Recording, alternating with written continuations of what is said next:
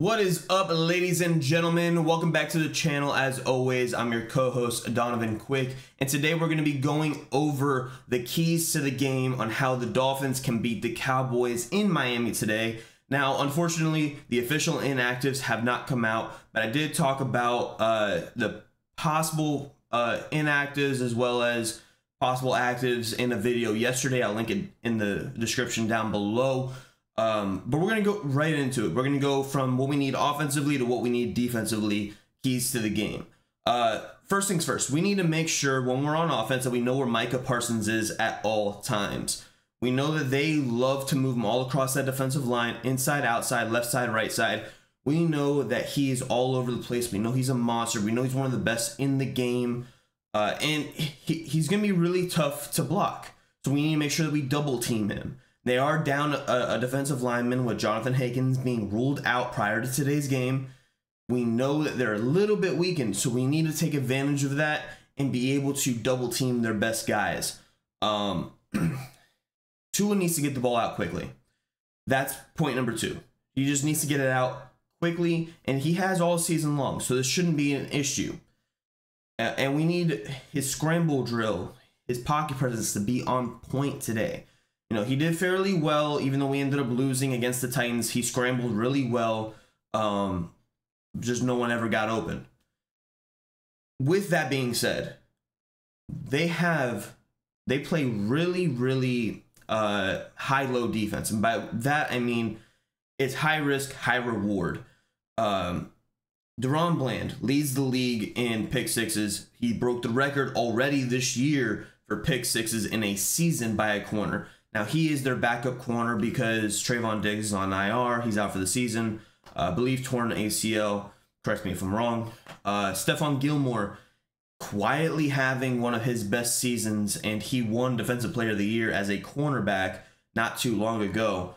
So, all this being said, you know, guys, this secondary isn't anything to be, you know, be like, oh, yeah, we got Tyreek Hill, we got Waddle. Like, these guys are still some of the best corners. Like, yeah, Bland will get burnt, but then he's going to go ahead and pick you off. Like, that's just what he does.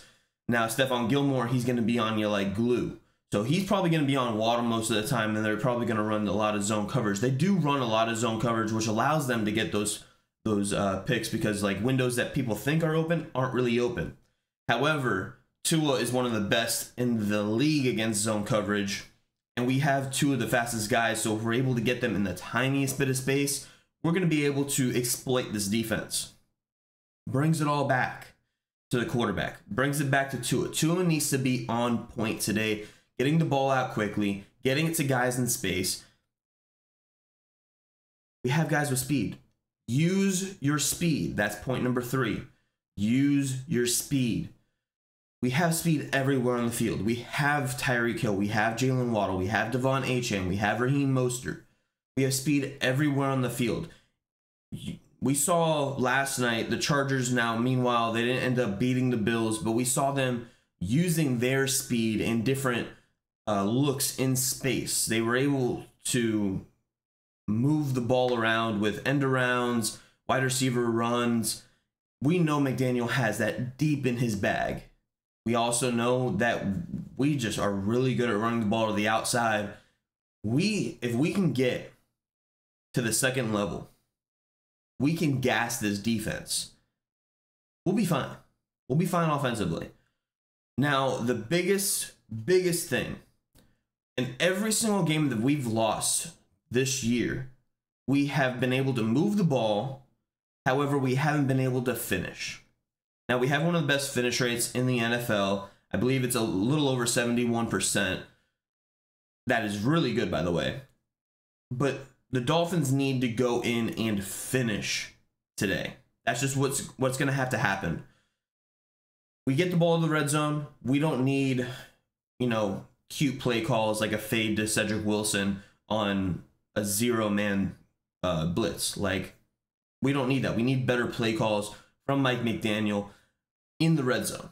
Now, between the 20s, he's been absolutely fantastic. We move the ball so well in between the 20s. Occasionally, it stops and it holds up. Like, he played a little bit conservative against the Titans, which led to them getting the ball back and ended up scoring and taking the lead. I get you trust your defense, but you know, when you have a lethal offense like that, I trust my offense a little bit more.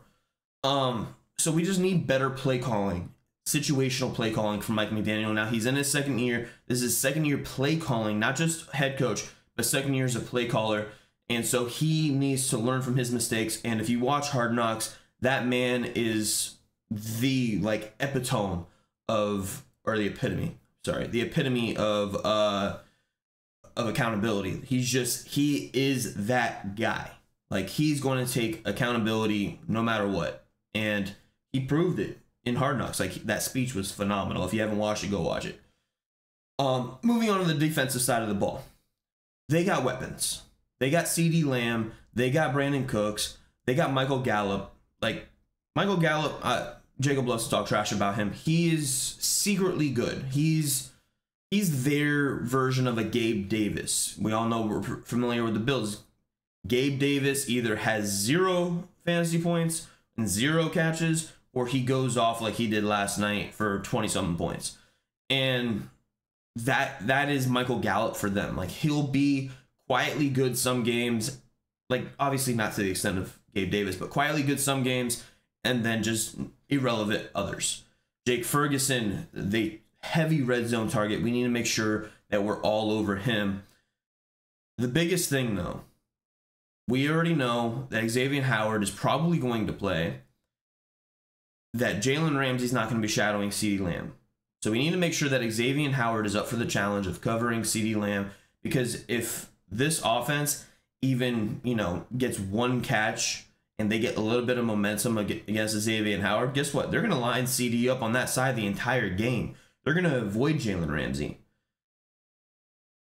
It's just what it's going to be. So we need to make sure X is on point today. That is point number 1, really, after all of that. Point number 1, Xavier Howard, you need to be on point today. Make sure that they can't line CD up wherever they want. They have to try to find a spot for him to line up. And we have to make sure that we're all over it. Now, Dak, he doesn't really scramble that much anymore, but he does have that scrambling ability. So our linebackers need to make sure that they can contain him. He does have the ability to scramble. He doesn't do it that often anymore. However, we all know, if you watch Dak Prescott over the past few years, when he's under pressure, that's when he makes his big mistakes. That's when he throws his interceptions.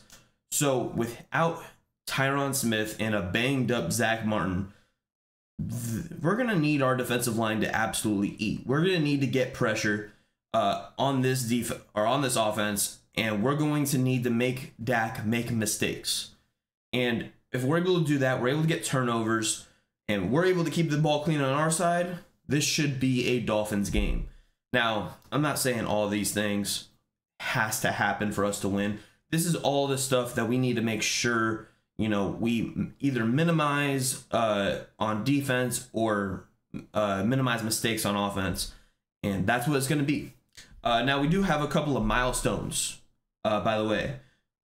I have it pulled up right here. A couple of milestones today. Tua needs 79 yards to reach 4,000 yards in a season. It's going to be the first since Tannehill did it. Tannehill, I think, did he do it in 2016? It's going to be the first time in a while for the Dolphins that they have a 4,000-yard passer. Mostert is 34 yards away from 1,000. Waddle is 36 yards away from 1,000. Hill is 58 yards away from 1,600. Chubb is half a sack away from 10. Wilkins is 2 sacks away from 10 sacks. And then the Dolphins' team record for sacks, which is 50, is 2 sacks away. So this could be a very historic game for the Dolphins. They're wearing their aqua throwbacks today. So maybe it's a history game. Maybe we throw it back to the 80s where we're just dominant on both sides of the ball. And, bro, this is a big game. Like, I can't understate how big this game is. This is the beginning of a tough 3-game stretch. We saw Buffalo just have a really hard time last night, and we can't clinch the division today, but we can clinch a playoff spot today. And then if we win this week, next week we go to Baltimore. They're going to be coming off a physical short week cross country from San Francisco. And that could possibly be for the division and the #1 seed, and then we lock up the #1 seed against the Bills, possibly knocking them out of the playoffs too, with a win in Week 18. So we have the next 3 weeks. We have something to win and something to play for. 1 win over the next 3 weeks, playoff spot. 2 wins, division. 3 wins, #1 seed. It's just that simple. It's not really that simple. Just win. Just win, baby. Win. With that being said, if I'm missing anything, let me know in the comments below. Let me know what your score predictions are. I'm going to go ahead and say it's going to be Dolphins 38 and Cowboys 32. Just a gut feeling. That's it for today. Go Dolphins. Let me know if you guys are going to be at the stadium. I'm going to be there. Jacob's going to be there. It's going to be a fun time, hopefully. Biggest game of the season. They have only beat 1 team over 500. We have not beat a team over 500. We have very similar strengths of schedules. I think ours is a little bit harder overall throughout the season. Fins up, baby. Let's go.